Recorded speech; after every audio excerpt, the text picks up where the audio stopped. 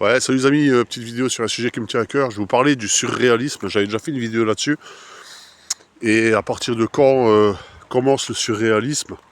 Ce qu'on appelle le surréalisme et pourquoi très peu de gens sont véritablement attirés par le surréalisme. C'est pas quelque chose qui touche beaucoup de strates artistiquement. Voilà, ça reste encore assez marginal, le surréalisme. Et ça, ça a eu fonctionné à une époque, notamment avec Magritte. Voilà, il y a eu Magritte, il y a eu Max et Ernest. Je parle des grands noms du surréalisme. Bien sûr, Salvatore Dali.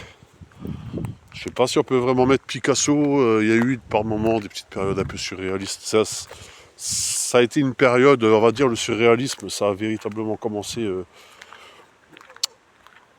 Ça a vraiment pris son essor dans les années. C'est un peu dur chronologiquement de définir à quel moment commence le surréalisme. Mais on va dire les années 30. Voilà, il y a eu le surréalisme allemand aussi. Moi, je suis allé voir une expo au centre Georges Pompidou qui était extraordinaire sur le surréalisme allemand avec Marx et Ernest et aussi Otto Dix, voilà, qui était un très bon peintre extraordinaire. Otto Dix, moi je le conseille vraiment. Mais quand on parle du surréalisme, il faut intégrer encore une fois une certaine réalité. Voilà. Et parlons de Jérôme Bosch, voilà, Jérôme Bosch, qui fut un éminent artiste de la fête du Moyen-Âge, qui vient d'un bled qui s'appelle Bois-le-Duc. Et Jérôme Bosch a longtemps a été considéré comme un artiste surréaliste, mais c'est un peu compliqué de le classer dans les surréalistes parce que c'est. Jérôme Bosch, il répondait à un cahier des charges de l'époque qui était en relation très étroite avec la religion, hein, parce qu'à l'époque du Moyen-Âge, toutes les peintures étaient liées à la religion. Donc c'était une vision, on va dire, assez personnelle, même s'il répond quand même à des codes du Moyen-Âge, à une certaine. Ouais, comme je dis, à cahier des charges, parce que ce que Jérôme Bosch a fait, ça existait déjà avant, hein. Avec Dirk Boots, tout ça, toutes ces lignées d'artistes qui ont fait à peu près la même chose, bien avant Jérôme Bosch. Il ne faut pas croire que Jérôme Bosch, c'est nouveau, hein, ce qu'il faisait, ça existait déjà avant dans le Moyen-Âge. Sa vision des enfers, tout ça, ça existait déjà avant. Sauf que lui, il l'a un petit peu plus mis en image, il l'a un petit peu plus mis dans des situations un peu plus cocasses, on va dire. Voilà, donc Jérôme Bosch, est-ce que c'est du surréalisme? De nos jours, oui, ça l'est devenu, parce qu'on s'est éloigné un petit peu de la religion. Mais à l'époque là, le triptyque du Jardin des Délices, par exemple, on pourrait maintenant considérer ça comme du surréalisme. Parce que déjà, c'est extraordinairement bien fait, le triptyque, parce qu'il y a le côté, la vision du paradis à gauche. Ensuite, le monde contemporain au milieu et l'enfer musical à droite. Bonjour. Donc c'est super intéressant. Toute cette galerie de personnages, ouais, c'est en quelque sorte du surréalisme. Mais c'est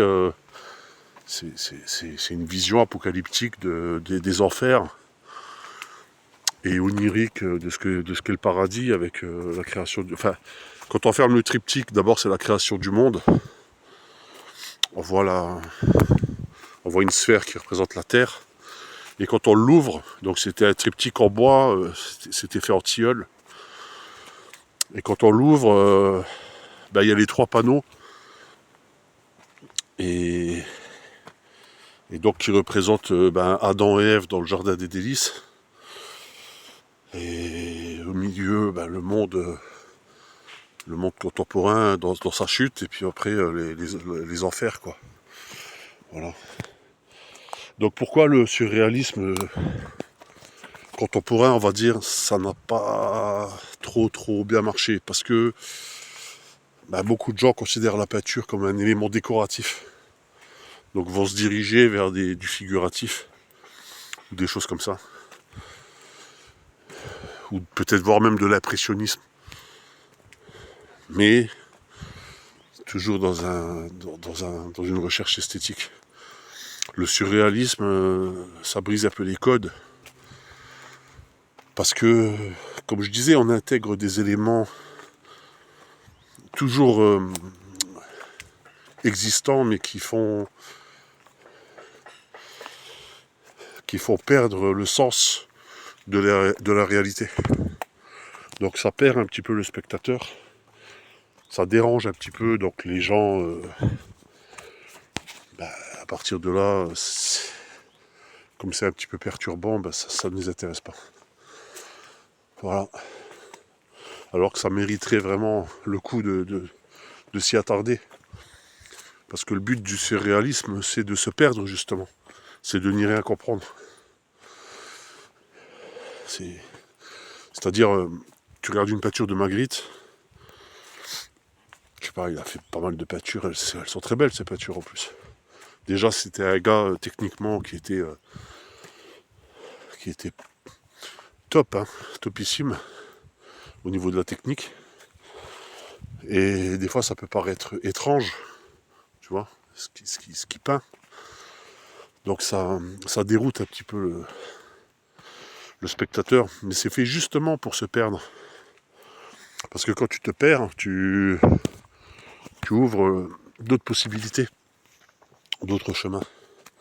C'est en se perdant au fait qu'on réajuste notre manière de voir, notre observation. Et c'est là que ça devient intéressant. Donc voilà, donc je vous encourage à vous intéresser un petit peu plus au surréalisme, même si c'est vrai que dans un salon, par exemple chez soi, voilà, on va pas accrocher un tableau de Dali ou de... Voilà, je connais peu de gens qui vont accrocher, même si c'est une copie, un tableau surréaliste, ou même de Magritte, tu vois, parce que c'est... Comment dire? C'est un petit peu dérangeant, on va dire. Voilà. Mais dans les expos, c'est super intéressant. Donc je vous invite vraiment à vous intéresser au surréalisme si vous vous intéressez au dessin et à la peinture. Parce que je trouve que ça n'a pas connu le succès que ça devrait, quoi. Voilà, c'est très intéressant, même techniquement.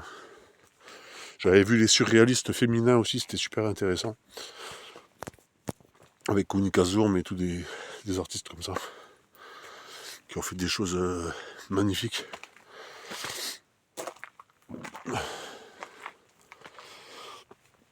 Donc je vous invite vraiment à vous intéresser aux surréalistes. Même techniquement, vous allez voir, c'est très intéressant. Allez, ciao.